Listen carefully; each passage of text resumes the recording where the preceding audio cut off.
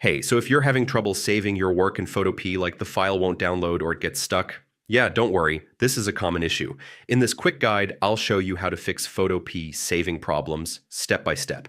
First thing, make sure you're using the correct option. Go to File and choose Export as for PNG or JPEG or Save as for PSD files. Next, check your internet. So, if your connection is unstable, Photopea may fail to generate the download.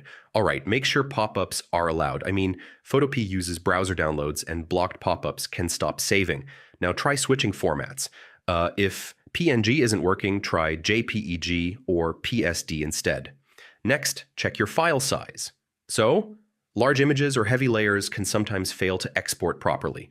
All right, open Photopea in incognito mode, or another browser. I mean, this removes extension conflicts that can block saving. And yeah, disable extensions like ad blockers.